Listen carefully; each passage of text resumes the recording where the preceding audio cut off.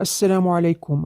يسعى وليد الركراكي مدرب منتخب المغرب لاصطياد بعض المواهب من أصحاب الجنسية المزدوجة تحسبا للمنافسات المقبلة، وبصفة خاصة نهائيات كأس أفريقيا كوت ديفوار 2023. وفي هذا الصدد كشفت الصحيفة الرياضية الإسبانية أن المدرب الأسبق للوداد الرياضي يخطط للاستعانة بموهبة أتلتيكو مدريد عبد الله ريحاني تحسبا للمواجهتين أمام البرازيل وبيرو المقررتين ليومي 25 و 28 مارس المقبل.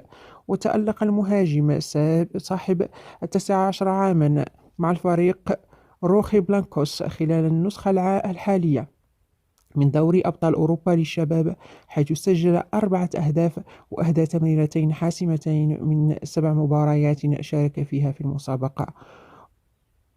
كما أن المهاجم عبد الله ريحاني قام مؤخرا بتمديد عقده مع أتلتيكو مدريد حتى عام 2027 مع تضمين شرط جزائي بقيمة 70 مليون يورو.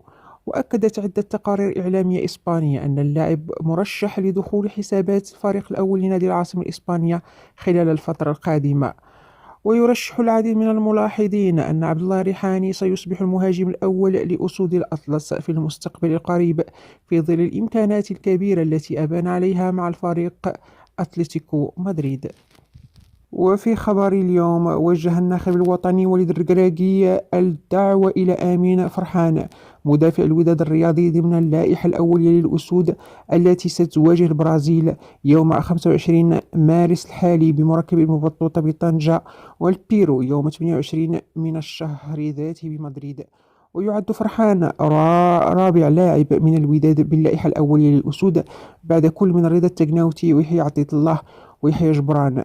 وسيقوم الناخب الوطني وليد الركراكي بالإعلان عن اللائحة النهائية للمنتخب الوطني التي ستواجه البرازيل والبيرو يوم 16 مارس الحالي من خلال عقد ندوة صحفية بمركز محمد السادس بالمعمورة.